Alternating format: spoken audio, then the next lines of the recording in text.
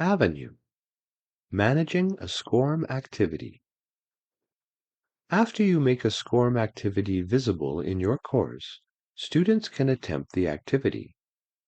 Guide your students through the types of interactions they may encounter in SCORM activities. After students complete the activities, instructors should know where to view students' results or grades.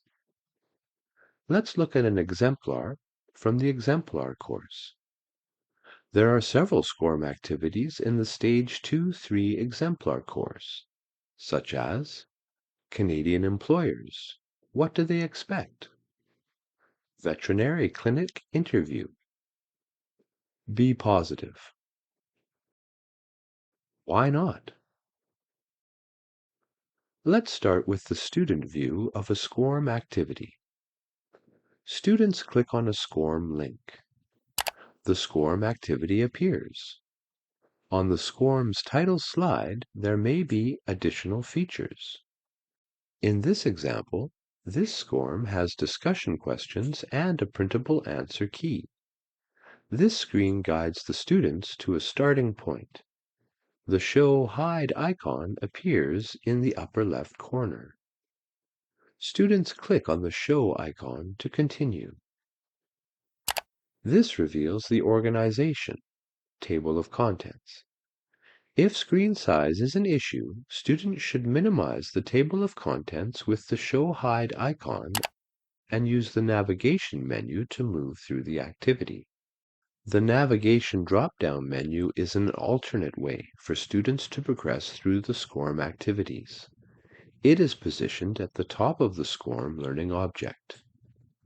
Students click on the navigation menu to reveal a drop-down menu of the SCORM activities. Then, students click on individual activities or the top menu item, which returns them to the SCORM's main page. This is the first activity in this example SCORM.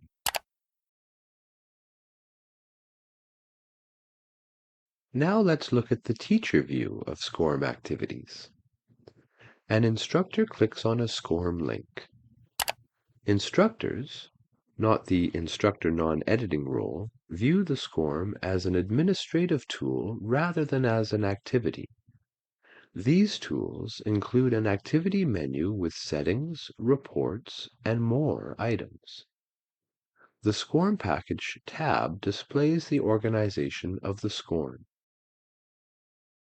Viewing student SCORM scores. The gradebook method. To view SCORM activity results for your class, open the course gradebook.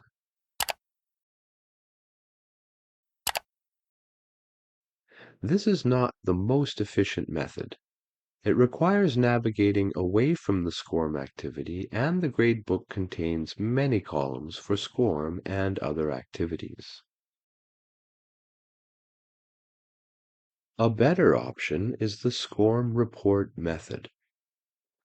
This is a more efficient method to view the results of a specific SCORM activity through the SCORM reports. These reports display scores for that particular activity, including each student's final score, number of attempts, and attempt dates. More complex reports are also available. First, navigate to a SCORM activity from the course home page.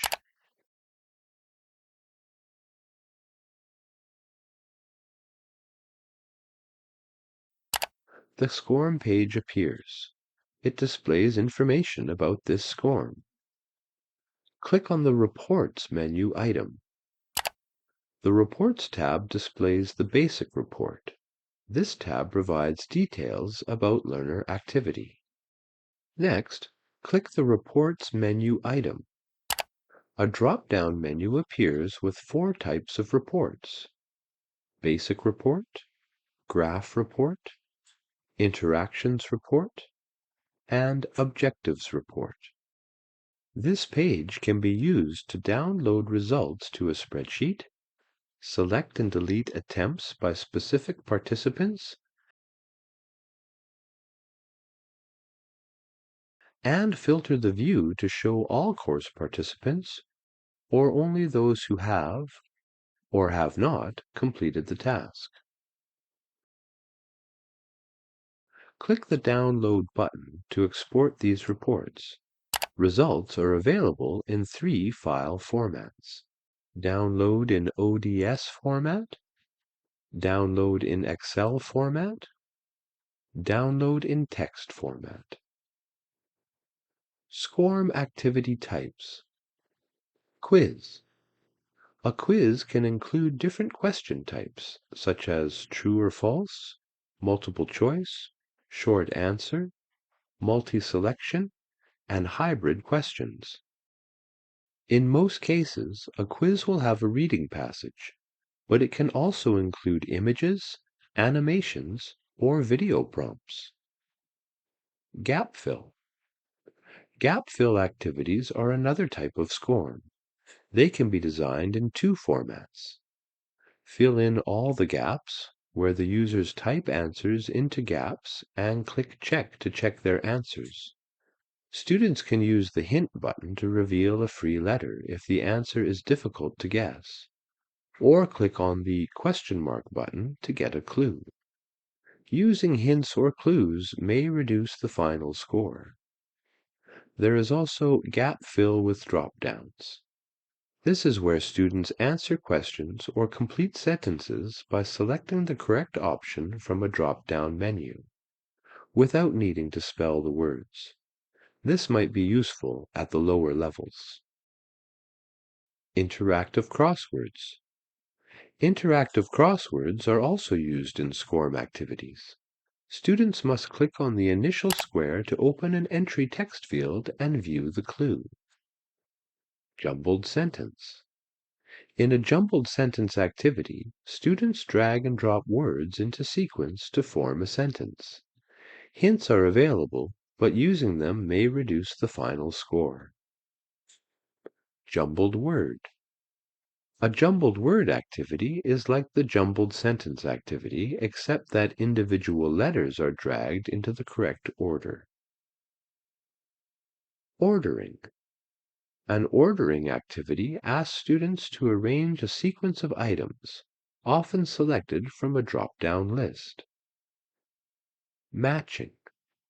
Matching activities involve dragging and dropping items from one side to the other to match words, sentences, or pictures.